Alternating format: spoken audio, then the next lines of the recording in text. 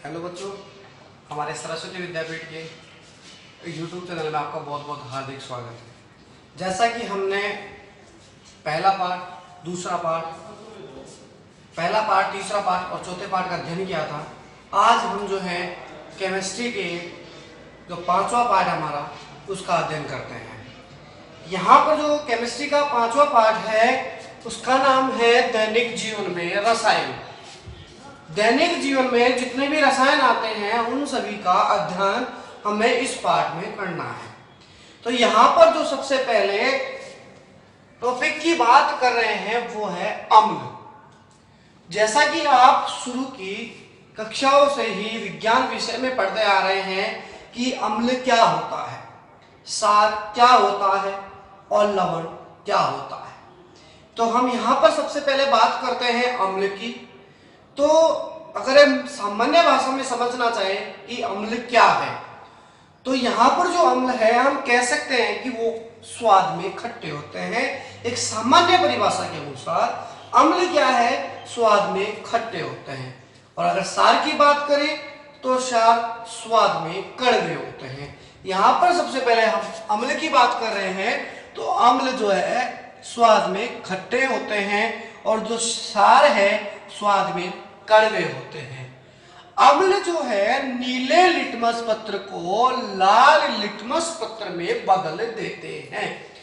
अम्ल नीले लिटमस पत्र को लाल में बदलते हैं, जबकि जो सार है वह लाल लिटमस को नीले लिटमस पत्र में बदल देते हैं। यहाँ पर जो नीला लिटमस पत्र आया है, तो लिटमस जो पत्थर होता है वह कागज के आकार के समान होता है और यदि इसे किसी विलयन में डुबोया जाता है तो विलयन में डुबो देने से वह यह पुष्टि करता है कि यह विलयन अम्लीय है या क्षारीय है। अर्थात लिटमस जो पत्र है वह अम्लीय प्रकृति को और क्षारीय प्रकृति को पहचानने के लिए काम आता है। तो यहाँ पर अम्ल जो है स्वाद में खट्टे होते हैं। अम्ल नीले लिटमस पत्र को लाल कर देते हैं। यहाँ पर कुछ एग्जाम्पल बताए गए हैं जिनमें दैनिक जीवन के अंदर हम अम्लों को जो अम्ल है हमारे देखने को मिलते हैं। तो यहाँ पर सबसे पहला जो है इमली खट्टी होती है। तो अभी हमने चर्चा की जो कि पदार्थ स्वाद में खट्टे होते हैं वो सभी पदार्थ अम्ल कहलाते हैं। तो इमली खट्टी है, इसलिए इमली भी जो है एक अम्ल पदार्थ के रूप में ही उपयोग की जाती है। इमली के अंदर जो अम्ल है वह होता है टार्टरिक अम्ल। इमली जो है उसके अंदर जो हमारा एसिड है वो होता है टार्टरिक एसिड। ऐसे ही संतरा जो है खट्टा होता है और उसमें जो अम्ल है वो होता है एस्कॉर्बिक अम्ल। लाल चींटी का जो डंक होता है बहुत ही तेज होता है, उसमें भी जो है अम्ल होता है फॉर्मिक अम्ल। और जटाकस जो अमाशय में पाया जाता है उसमें होता है हाइड्रोक्लोरिक एसिड यानी हाइड्रोक्लोरिक अम्ल। तो अम्ल की हमने यहाँ पर चर्चा की। तो हमने बताया कि अम्ल स्वाद में खट्टे हैं, नीले लिटमस पत्र को लाल लिटमस पत्र में बदलते हैं।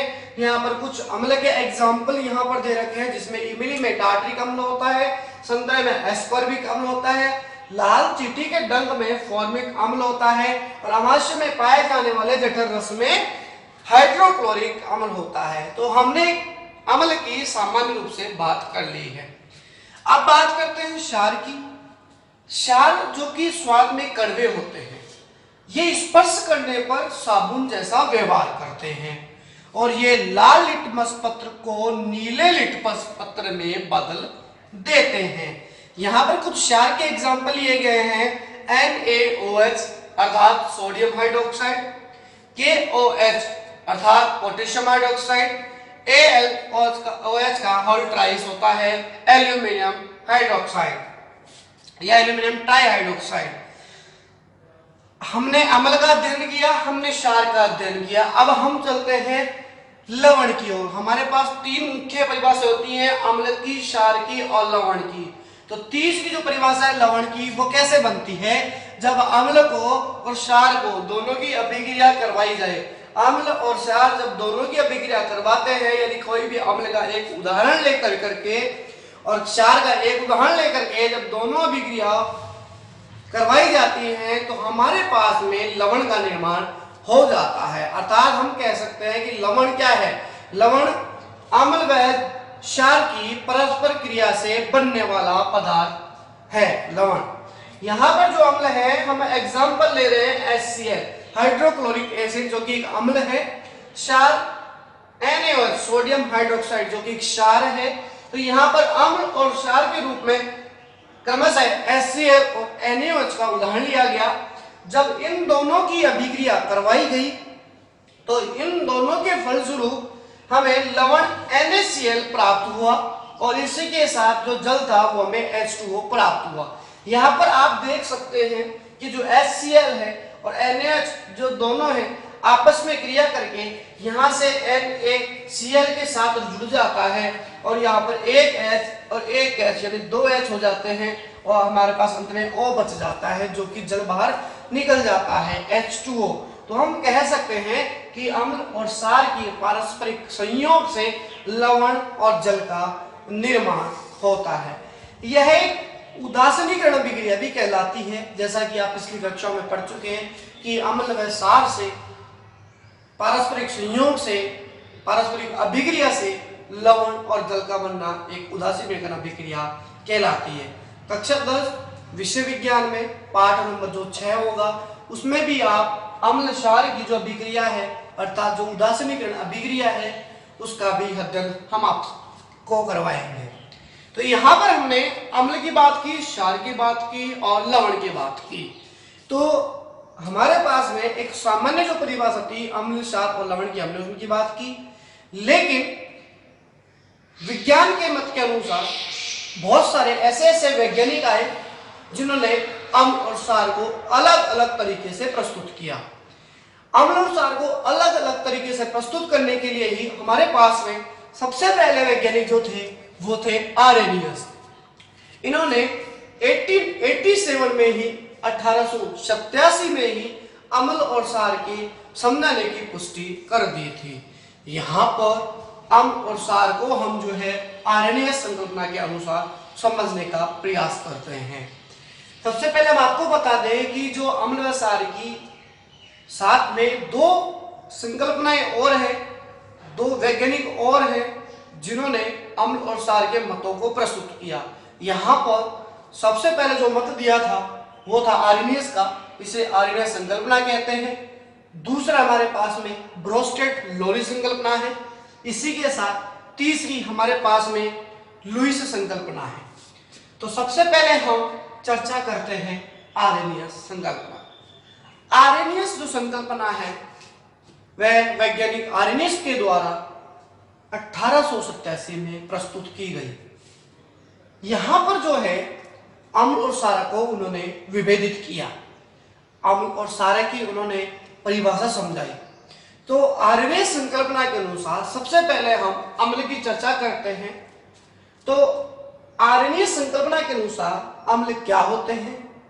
यहां पर बात करें कि यदि कोई भी पदार्थ जलीय विलयन में अपघटित होता है और अपघटित होने से वह H+ आयन देता है, और यदि कोई भी पदार्थ जलीय विलयन में अपघटित होता है और वह OH- आयन देता है तो वह क्षार कहलाता है।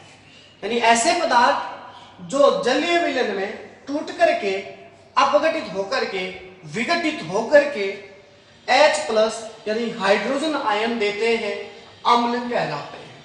अम्ल की परिभाषा आर्रेनियस संकल्पना के अनुसार अम्ल वे पदार्थ हैं जो जलीय विलयन में अपघटित होकर H+ आयन अर्थात हाइड्रोजन आयन देते हैं, और क्षार वे पदार्थ होते हैं जो जलीय विलयन में अपघटित होकर के OH आयन यानी हाइड्रोक्सिल आयन देते हैं, क्षार कहलाते हैं। यहां पर सबसे पहले हम कुछ अम्लों के उदाहरण और कुछ क्षारों के उदाहरण की चर्चा करते हैं। जैसा कि आप देख रहे हैं, पहला उदाहरण यहां पर दिया गया है HCl अर्थात हाइड्रोक्लोरिक एसिड। जब इसका जलीय विघटन होता है, जब इसका जलीय विघटन होता है तो यह H तो प्लस में और जो Cl होता है वह माइनस आयन में टूट जाता है। तो यहाँ पर आप देख सकते हैं कि जब HCl का जलीय विलयन में अपघटन हुआ तो H जो है प्लस आयन में टूट गया और जो Cl अपने पास में बचा वह माइनस आयन में टूट गया। यहाँ पर जो Cl एवं उस पर माइनस क्यों आया वह आप पार्ट नंबर 7 में धन आयन और ऋण आयन के साथ इसकी चर्चा करेंगे। HCl जो है H प्लस आयन में टूटा और जो Cl है माइनस आयन में टूटा। इसी के साथ HNO3 जो नाइट्रिक एसिड का अपने पास में सूत्र है उससे भी आप जो H तो है उसको अलग कर सकते हैं और NO3 को माइनस में तोड़ सकते हैं। तो आर्हेनियस संकल्पना यहाँ पर पुष्टि हो रही है कि कोई भी जो पदार्थ है जल में अपघटित हो रहा है और H प्लस आयन दे रहा है। आप देख सकते हैं HCl में H प्लस Cl माइनस यानी H तो प्लस में प्राप्त हुआ। इसी के साथ HNO3 जहां पर हमें H जो है प्लस में प्राप्त हो रहा है। इसी के साथ H2SO4 सल्फ्यूरिक एसिड है जिसमें H प्लस में प्राप्त हो रहा है, SO4 माइनस में हो रहा है। H2CO3 है, H हमें प्लस में हो रहा है और HCO3 हमें माइनस में प्राप्त हो रहा है। तो हम कह सकते हैं कि वे पदार्थ जो जलीय विलयन में अपघटित होकर के H प्लस आयन देते हैं अम्ल कहलाते हैं। उम्मीद करता हूं कि आपको बहुत अच्छे से ये अम्ल और क्षार की संकल्पना समझ आ रही होगी। हम चलते हैं क्षार के एग्जाम्पल की ओर। यहाँ पर क्षार के जो एग्जाम्पल है कुछ हमें ऐसे दिखाई दे रहे हैं जिसमें पहला है KOH जिसको हम पोटेशियम हाइड्रोक्साइड कहते हैं। तो यहाँ पर जब इसका जलीय विघटन में अपघटन होता है, जब इसका जलीय विघटन किया जाता है तो K तो प्लस में और जो OH है वो अपना माइनस आयन में टूट जाता है।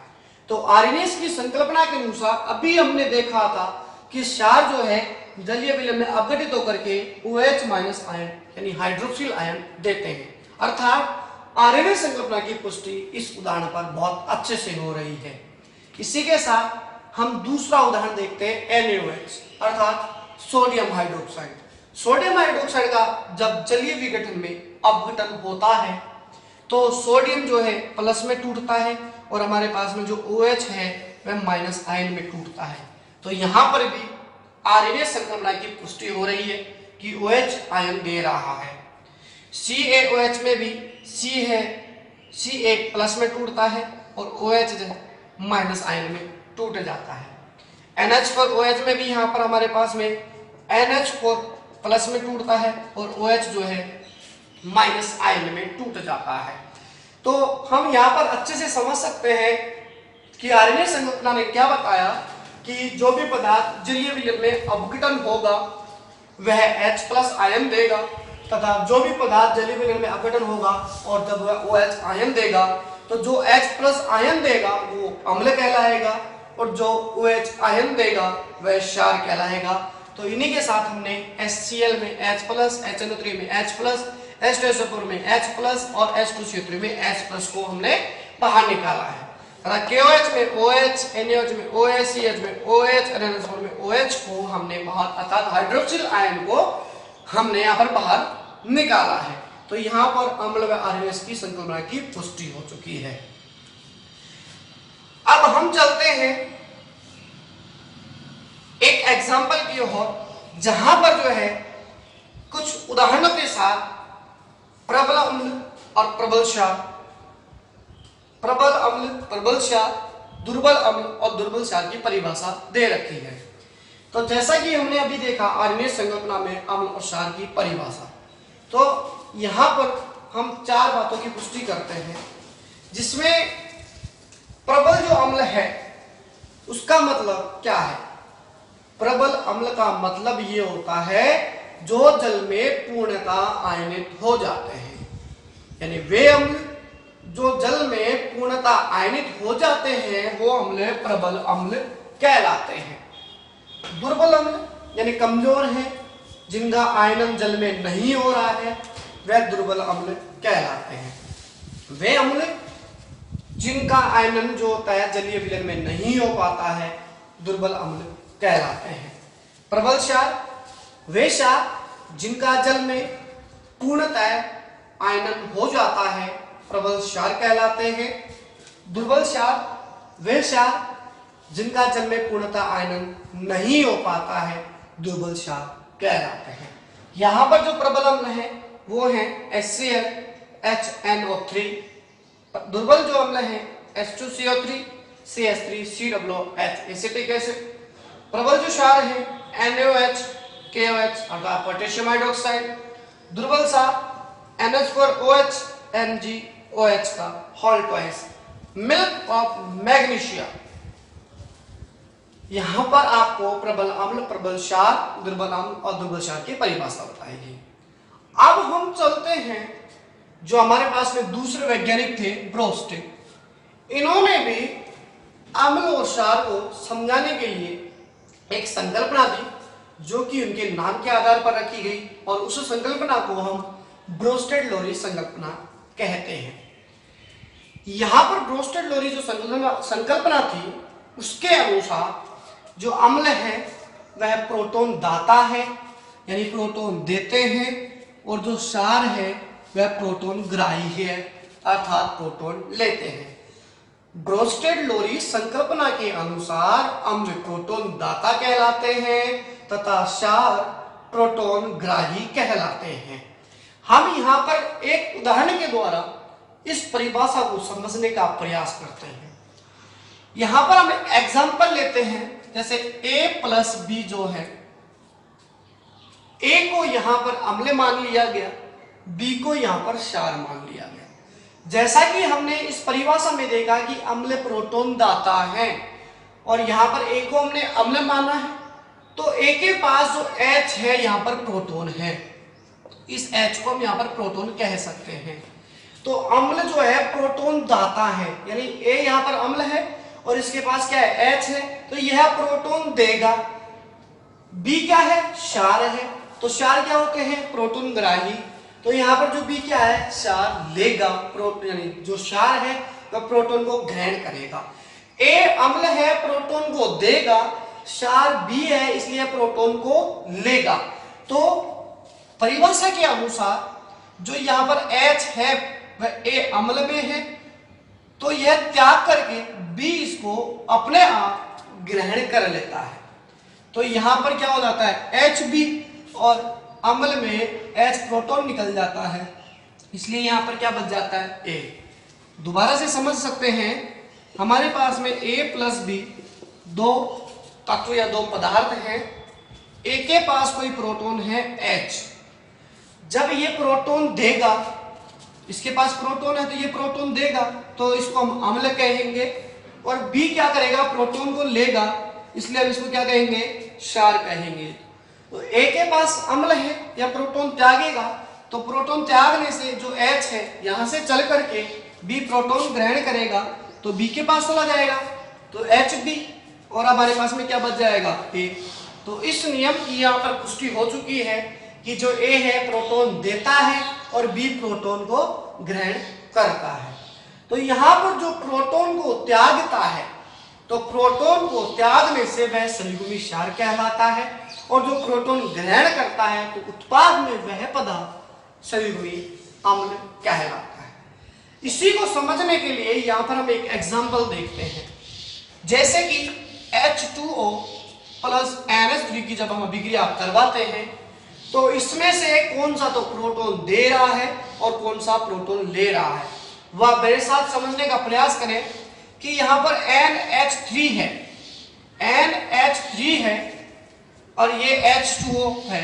अगर हम यहां पर इस NH3 को क्षार मान लें और यहां पर इस H2O को अम्ल मान लें, तो अभी हमने देखा कि अम्ल प्रोटॉन देता है, तो यहां पर अम्ल क्या है, H2O माना, तो ये क्या करेगा, प्रोटॉन देगा। तो इसके पास जैसे कि दो प्रोटॉन है और यह एक प्रोटॉन क्षार को देगा, तो इसके पास NH3 है, तो यहां पर अपने पास में क्या हो जाएगा, NH4, क्योंकि इसने H2O से अर्थात जल के अणु से एक हाइड्रोजन का अणु लिया परमाणु के स्वरूप में, तो यहां पर एक हाइड्रोजन के अणु को दिया, तो यहां पर क्या बच गया, OH, तो हमने यहां पर क्या लिख दिया, OH।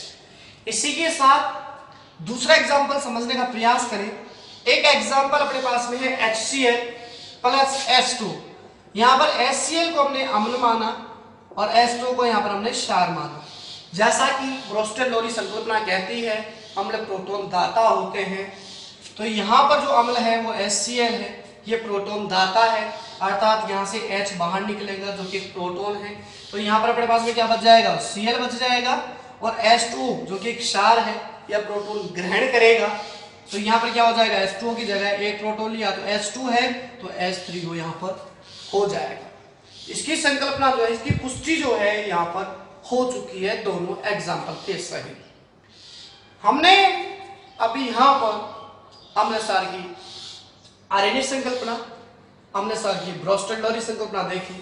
अब तीसरी जो संकल्पना है वो हमारे पास में है लुईस संकल्पना, जो कि सन 1923 में लुईस के द्वारा दी गई थी। इन्होंने अम्ल क्षार को विभेदित करते हुए समझाया कि अम्ल वे पदार्थ हैं जो इलेक्ट्रॉन युग्म को ग्रहण करते हैं और क्षार वे पदार्थ हैं जो कि इलेक्ट्रॉन युग्म को त्यागते हैं। अम्ल वे पदार्थ हैं जो इलेक्ट्रॉन युग्म ग्रहण करते हैं और क्षार वे पदार्थ हैं जो कि इलेक्ट्रॉन युग्म को त्यागते हैं। यहाँ पर एग्जाम्पल हम ले रहे हैं BF3 प्लस NH3। F3B, यहाँ पर हमने दोनों एरो को इस तरफ से संयोजित किया है क्योंकि यहाँ पर जो है उप सहसंयोजक बंध का निर्माण होता है और जो यहाँ पर इलेक्ट्रॉन युग्म ग्रहण करता है उसकी तरफ दोनों एरो को यहाँ पर लगाया जाता है। यहाँ पर जो लुईस है, लुईस का मतलब यहाँ पर लुईस एक वैज्ञानिक का नाम है जिन्होंने अपने नाम पर संकल्पना रखी थी। इसी के साथ यहाँ पर एक शब्द आता है लुईस अम्ल। तो लुईस अम्ल क्या होते हैं, वे यौगिक जिनका अष्टक पूरा नहीं होता है, वे यौगिक जिनका अष्टक अपूर्ण होता है, लुईस अम्ल कहलाते हैं। जैसे BF3, AlCl3, Mg+2 आदि। यहाँ पर लुईस संकल्पना जो है लुईस नामक वैज्ञानिक के द्वारा दी गई थी। इसके अनुसार अम्ल इलेक्ट्रॉन युग्म ग्रहण करते हैं, क्षार जो है इलेक्ट्रॉन युग्म त्यागते हैं।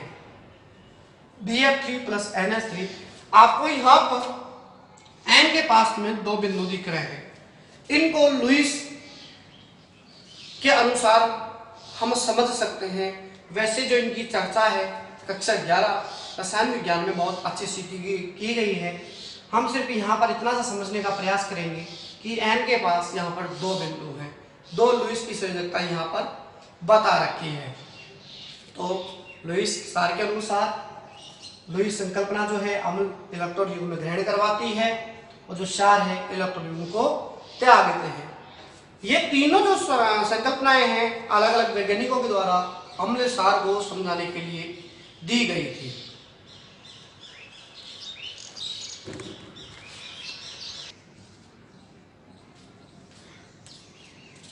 अभी हमने यहाँ पर पूरी तरीके से अम्ल क्षार और लवण अलग अलग वैज्ञानिकों के मत की संकल्पनाएं पढ़ ली। अब हम देखते हैं अम्लों के जो सामान्य गुण होते हैं वो कौन कौन से हैं।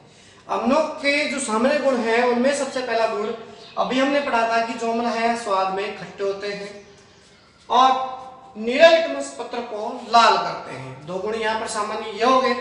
तीसरा इसी के साथ है कि अम्ल जो है धातु के साथ अभिक्रिया करके लवण बनाता है तथा हाइड्रोजन गैस देता है। जैसे कि हमने एक एग्जाम्पल लिया अम्ल का H2SO4, हाइड्रोजन सल्फेट या सल्फ्यूरिक एसिड जो कि Zn नामक धातु के साथ अभिक्रिया कर रहा है, तो यहाँ पर Zn जो है SO4 के साथ मिलकर के यानी ZnSO4 और हमारे पास में हाइड्रोजन गैस बन जाती है। तो कहने का मतलब है कि अम्ल जो है धातु के साथ अभिक्रिया करके हाइड्रोजन गैस देते हैं। इसी के साथ जो धातु है वह सोडियम हाइड्रोक्साइड के साथ अभिक्रिया करके भी हाइड्रोजन गैस देती है। चौथा हमारे पास में है कि जो अम्ल है वह धातु ऑक्साइड के साथ अभिक्रिया करके लवण और जल का निर्माण करते हैं। अभी हमने देखा कि अम्ल जो है धातु के साथ अभिक्रिया करके लवण और हाइड्रोजन गैस देते हैं। अब यहाँ देखने को मिल रहा है कि अम्ल जो है धातु ऑक्साइड के साथ अभिक्रिया करके लवण और जल का निर्माण करते हैं। जैसा कि हमने यहाँ पर एक एग्जाम्पल लिया धातु ऑक्साइड के रूप में CuO यानी कॉपर ऑक्साइड और अम्ल के रूप में HCl। जब दोनों की अभिक्रिया करवाएगी तो हमारे पास में CuCl2 बना और अपने पास में H2O, यहाँ पर इसका जल का निर्माण हो गया। ये सब कैसे बन रहे हैं, इन सब की चर्चा जो है पार्ट नंबर 6 रासायनिक जो अभिक्रिया है उनमें समझने का प्रयास करेंगे। तो यहाँ पर लवण और जल का निर्माण हो रहा है, इसकी वजह से ही जो अम्ल है वह क्षारीय प्रकृति के होते हैं। इसके साथ जब अम्लों की अभिक्रिया अधातु ऑक्साइड के साथ करवाई जाती है तो वह अम्लीय प्रकृति के बनते हैं। धातु ऑक्साइड के साथ अभिक्रिया कराने से यह क्षारीय प्रकृति के बनते हैं और अधातु ऑक्साइड के साथ अभिक्रिया करवाने से यह अम्लीय प्रकृति के बनते हैं। अगला जो गुण है वो ये कहता है कि जो भी सभी अम्ल हैं, जितने भी अम्ल हैं वह क्षारों के जलीय विलयन में सुचालक होते हैं। सभी अम्ल जो हैं क्षारों के जलीय विलयन में सुचालक होते हैं और जो सभी अम्ल हैं क्षारों के साथ जब ये अभिक्रिया करते हैं तो अपने गुण खो देते हैं और प्रकृतः उदासीन हो जाते हैं। अम्ल जितने भी अम्ल हैं जब भी क्षारों के साथ अभिक्रिया करेंगे तो अपने गुण को खो देते हैं या फिर वो उदासीन हो जाते हैं। अब जो अम्लों के सामान्य उपयोग है इनकी चर्चा जो हम अगले वीडियो में करेंगे। उम्मीद करता हूं कि आपको जो पूरी वीडियो है बहुत अच्छे से समझ आई होगी। धन्यवाद।